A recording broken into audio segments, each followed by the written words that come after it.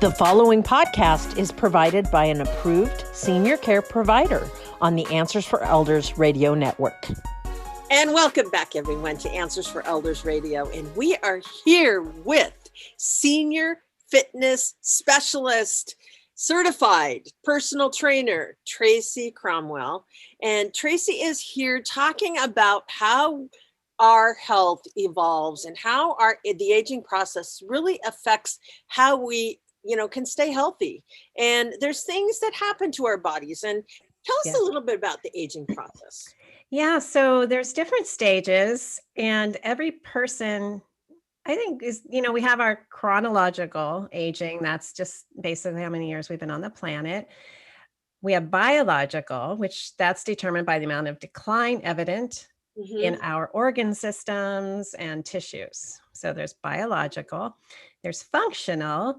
Functional is determined by the use of attributes such as appearance, our mobility, our strength, and our mental capacity. So that's functional. Primary is that primary declines in function. There are declines in function that are independent of disease or environment. So it's just primary things that happen not due to illness or anything like that. It's just, and then there's secondary of aging, which is these are pathological changes that are a result of trauma, environmental effects, or disease. So we have all these stages of aging. And that's why I think nowadays too, you can look at somebody, you try and peg their age. It's very hard because everybody really, ages differently due to their all these areas, the environment, possible injuries, biological challenges, even some DNA, all of that. So, and I too remember going through menopause. I read this amazing book called The Wisdom of Menopause. I don't know if you remember it, but it was written by Dr. Christiane Northrup. And she talked about the woman's body and how the lack of hormone production will do things like cause, more brittle bones, can do, the stooped over, in the shoulders, different things like that can happen. And she talked about the fact that sometimes when we have expectations in our 50s that we should look the same or have the same body as we had in our 20s, that's not realistic because our bodies have evolved. It's not doesn't mean that we don't have the capacity to be in physical shape. But what was really interesting is because I was 125 pounds when I was in my 20s doesn't mean I'm going to be 125 pounds in my 50s. Is that correct? All depends on how your body is going through the aging process, because if I was to look at myself from stages in my 30s and 40s, I'm in better shape. I'm stronger. I have better lung capacity. I am much healthier than I was then. And so that is where I think if we look back at how aging was viewed for our parents and their parents before them, number one, we just have a longer life expectancy today. But I think that, we're learning so much more that we thought at 50, life's over, and we just let our bodies decline because that's what we saw in the past. We didn't have a life expectancy. And that was the role models we had. And our life expectancies weren't, as long. And so what I like to challenge everybody on is that, hey, have fun figuring out what your dynamics of your body are by learning about it. I'm a proponent of, let's be super sleuths. What does it respond great to? What makes it upset when you eat it? What foods just make you feel awful? And sometimes it's stuff that we have a relationship with. Usually it's sugar or something like that. It's really hard to listen to the body and respect it when it tells you you're pre-diabetic.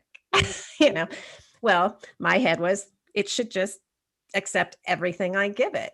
I don't care. It should tolerate it. That's where my head was. And why? So what I love about aging today is that the body wants to heal itself. It's programmed to do that. It's programmed to turn cells over. And so what we as the carers for our own bodies are figuring what that is, what makes each one function better.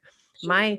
My diet probably might be similar to someone else's, but there might be someone else that has to have a completely different one. And so I think when we realize that, to me, it gets fun and it gets exciting to figure that stuff out. So the other thing is that as we age, what can happen is it is known, like our connection from what we think in our mind to get our body to move, sometimes that can slow down if we don't utilize that resource. So areas that can be a challenge as we age, like you mentioned, slouching, shoulders forward.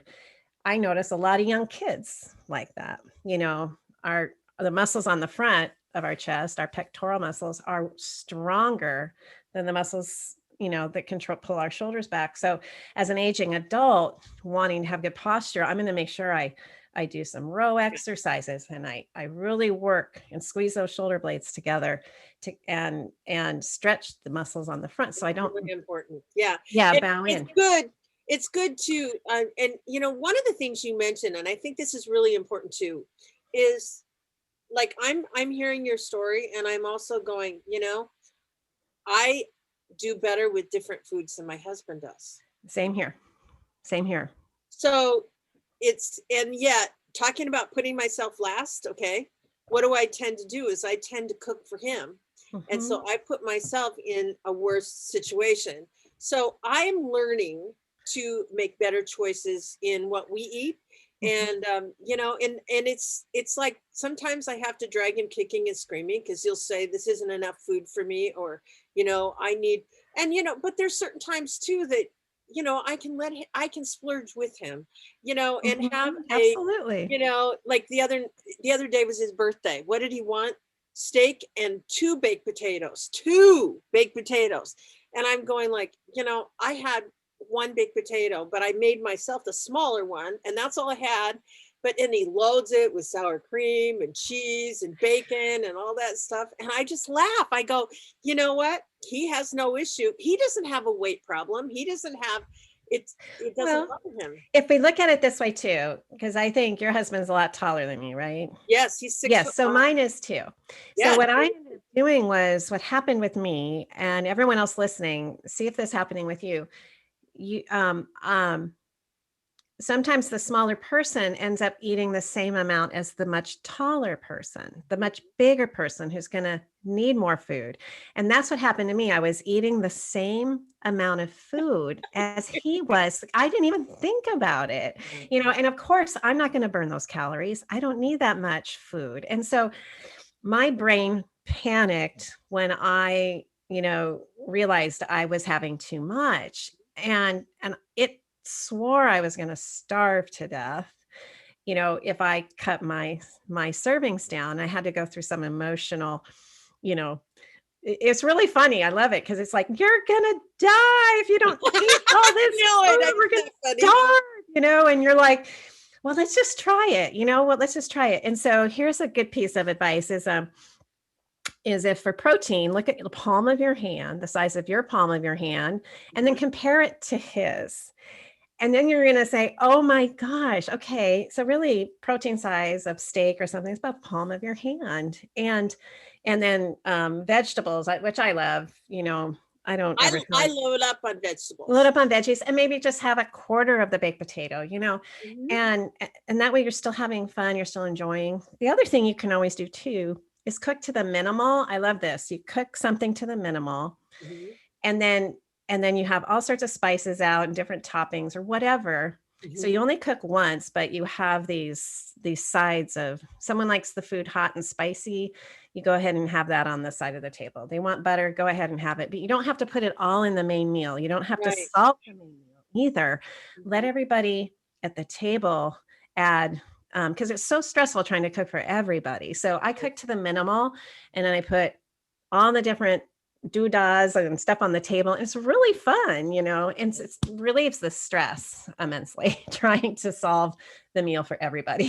So, well, and here's the great thing is that, I think we all can make better choices. And, even by me making better choices, it's like the other night I grilled asparagus, which I love to grill asparagus. Yum. And, it's easy for me because all I have to do is just throw, marinate it in a little bit of balsamic vinegar and olive oil and garlic. That's all I do, and then throw it on a hot grill, and it's perfect. And I can actually get my husband to eat it, which is really good. And he may not want to, and there might be an alternative for him. One thing to help me too was, instead of looking at eating healthy as a discipline action, it's a disciplinary for doing something wrong. I turned it to, how is this food going to help me? How is this food going to nourish me? And all of a sudden, and then I just started to crowd things out. I didn't make drastic adjustments. I just started to add the good stuff that I knew would help me. And then I slowly started to lower the amount that was, which I knew was harming me. So sometimes that helps. Tracy, give us your website before we go to the next segment. So it's tracycromwell.com, TracyCrom as in Max, WELL.com.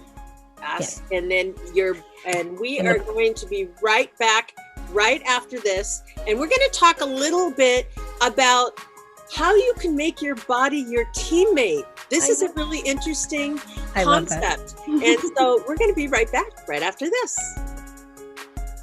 We at Answers for Elders thank you for listening. Did you know that you can discover hundreds of podcasts in our library on senior care? So visit our website and discover our decision guides that will help you also navigate decision making. Find us at answersforelders.com.